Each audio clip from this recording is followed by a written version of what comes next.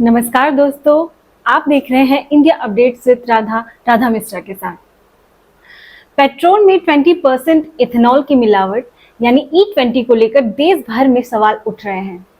सवाल इसलिए क्योंकि एक तरफ सरकार कहती है कि E20 पूरी तरह सुरक्षित है, वहीं दूसरी तरफ सोशल मीडिया पे हजारों लोग माइलेज घटने और इंजन की खराबी, वाहन के प्रदर्शन पर असर पड़ने की शिकायतें कर रहे हैं।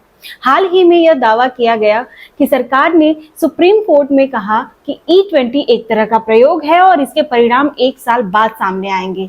हालांकि सरकार ने इस दावे का तुरंत खंडन किया और कहा कि अटॉर्नी जनरल ने ऐसी कोई बात नहीं कही, लेकिन इस पूरे विवाद ने कई सारे सवाल खड़े कर दिए हैं। सबसे पहला सवाल यह है कि क्या देश के अधिकांश वाहन मालिकों को पता है कि वे जिस पेट्रोल का इस्तेमाल कर रहे हैं उसमें 20% एथेनॉल मिला हुआ है। हमने कई पेट्रोल पंप का दौरा किया। कुछ जगहों पर स्पष्ट रूप से E20 लिखा हुआ था, लेकिन कई जगहों पर उपभोक्ताओं को यह जानकारी तक नहीं दी जा रही थी कि वे कौन सा ईंधन भरवा रहे हैं। क्या यह जानकारी हर नागरिक को स्पष्ट रूप से नहीं मिलनी चाहिए? जर्मनी जैसे देशों में पेट्रोल पंप पर साफ साफ लिखा होता है कि कौन सा पेट्रोल E5 है, कौन सा E10 है और उपभोक्ता अपनी जरूरत के अनुसार विकल्प चुन सकता है। भारत में ऐसा विकल्प क्यों नहीं है? क्या उपभोक्ता को यह अधिकार नहीं होना चाहिए कि वह स्वयं तय करे कि उसे कौन से ईंधन का इस्तेमाल करना है? भारत सरकार का कहना है कि E20 से वाहनों को कोई नुकसान नहीं होता, लेकिन यदि ऐसा है तो फिर दुनिया के कई विकसित देश अभी भी अलग अलग स्तर के इथेनॉल मिश्रण वाले ईंधन का विकल्प क्यों दे रहे हैं? एक और महत्वपूर्ण प्रश्न यह भी है कि मार्च 2023 से पहले बनी करोड़ों गाड़ियां क्या वास्तव में E20 के लिए तैयार थी? कई वाहन निर्माताओं की पुरानी गाड़ियों के मैनुअल में स्पष्ट लिखा है कि 10% से अधिक इथेनॉल वाले ईंधन का इस्तेमाल वाहन को नुकसान पहुंचा सकता है।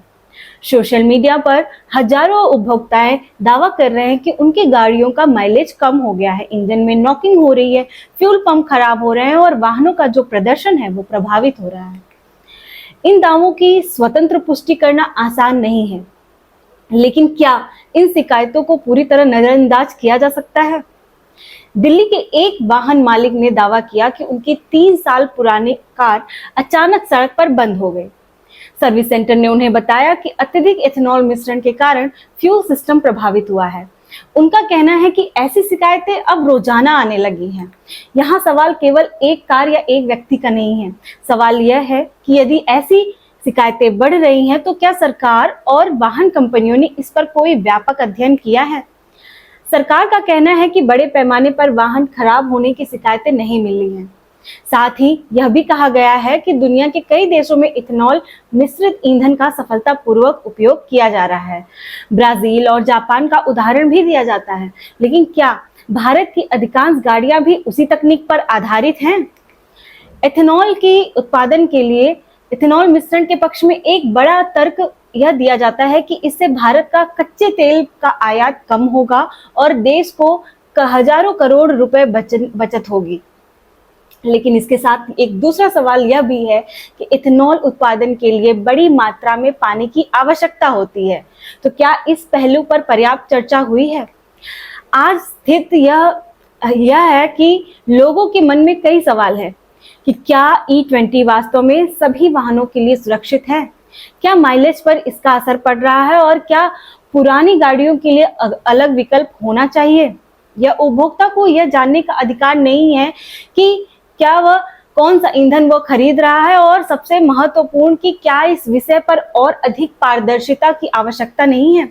यदि आपके वाहन में E20 के बाद कोई बदलाव महसूस हुआ है, तो माइलेज में कमी, इंजन की समस्या या प्रदर्शन में गिरावट, तो सबसे पहले अपनी गाड़ी का मैनुअल अवश्य देखें और यह जांचें कि आपकी गाड़ी E20 के लिए उपयुक्त है या नहीं।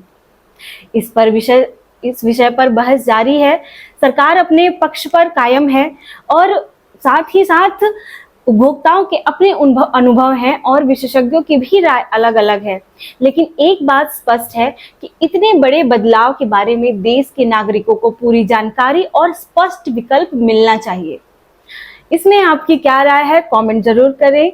वीडियो पसंद आई हो तो लाइक करें, चैनल को सब्सक्राइब करें और बेल आइकन दबाना बिल्कुल ना भूलें। Thank you so much.